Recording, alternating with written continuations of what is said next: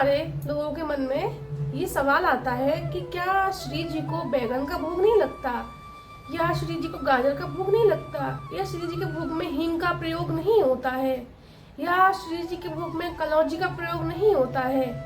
तो आज की वीडियो इसी के ऊपर बना रही हूँ, वीडियो को एंड तक जरूर देखिए।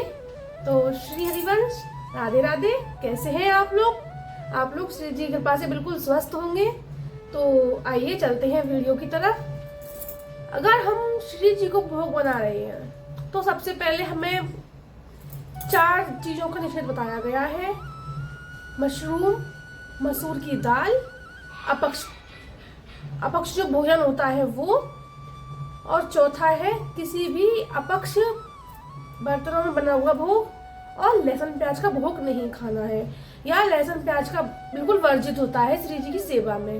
अब बात करते हैं कि बहुत से लोगों के मन में आता है कि क्या गाजर का भोग नहीं लगता? तो नहीं, गाजर का भोग श्री जी को लग जाता है, शलजम का भी भोग श्री जी को लग जाता है, और हींग का भी भोग लग जाता है श्री जी को। कलौजी भी श्री जी के भोग में शामिल हो जाती है।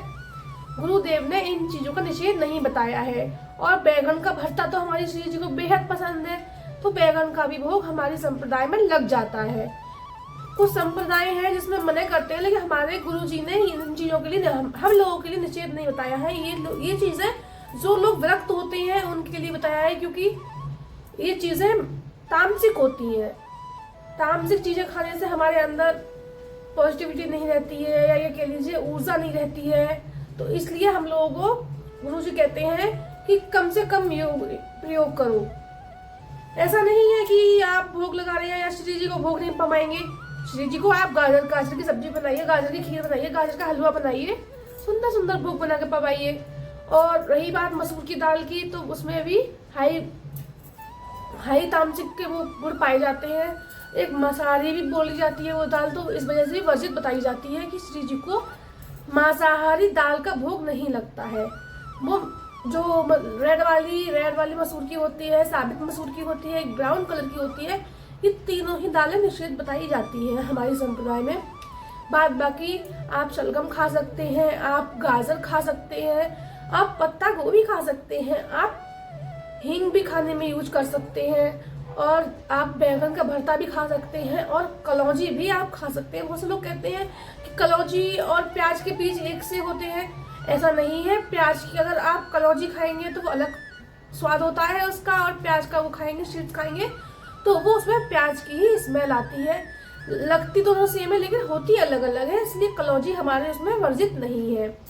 और श्री जी को आप भोग पवा रहे हैं तो आप ध्यान रखिए कि जो आप श्री जी के लिए अमनिया बना रहे हैं, यदि आप किचन में अमनिया बना रहे हैं और आपके किसी घर के व्यक्ति ने आपको आवाज दी, तो आप जिस तरफ मुख करके, जैसे कि आप सामने मुख करके कोई व्यंजन बना रहे हैं, आटा लगा रहे हैं, सब्जी बना रहे हैं, या कोई भी काम कर रहे हैं, तो आप झट से वहां पे नहीं बोलेंगे। आप या तो पलट जाइए, या आप थोड़ा सा रसोई से बाहर निकल आइए, कोई जरूरी बात है तो आप इस तरीके से बात कीजिए। क्योंकि अगर आप उधर ही मुंह करके बात करेंगे तो उस खाने में हमारे मुंह के जो थूक होता है उसके कण हमारे खाने में आ जाएंगे, तो वो भोग नहीं कहलाएगा, अमनिया नहीं कहलाएगी, वो झूठा हो जाएगा।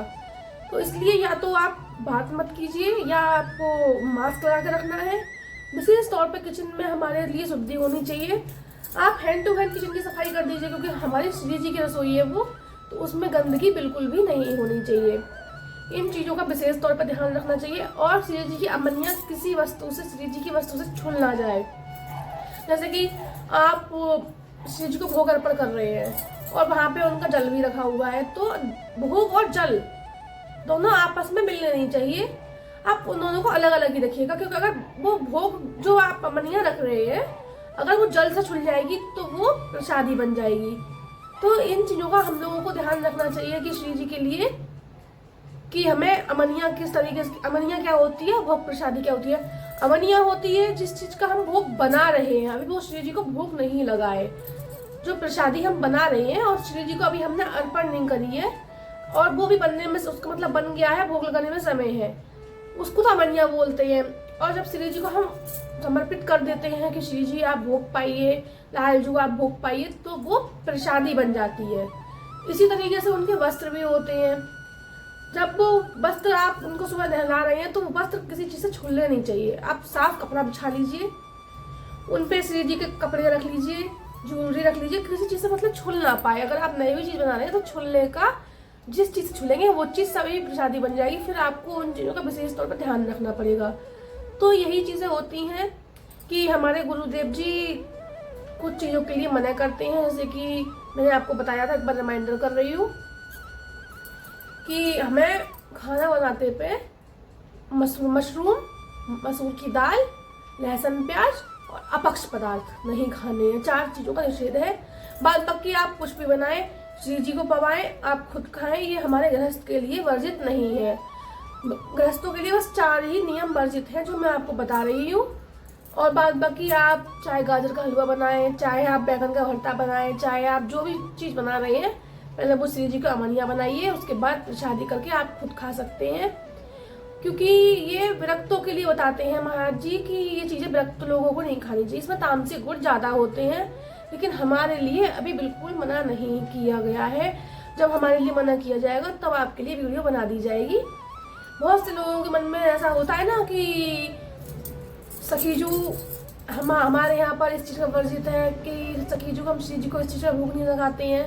तो इसी टॉपिक पे ये वीडियो बनाई गई है। तो अगर आपको ये वीडियो पसंद आ रही हो तो प्लीज चैनल को सब्सक्राइब और वीडियो को लाइक जरूर कीजिएगा। और यदि आपको कोई प्रश्न हो तो आप मुझे कमेंट में करके पूछ सकते हैं। मैं आपके लिए या तो वीडियो बना दूंगी या मैं आपको कमेंट में ही रिप्लाई कर दूंगी। मिलते हैं अगली वीडियो, तब तक के लिए श्री हरिवंश, राधे राधे।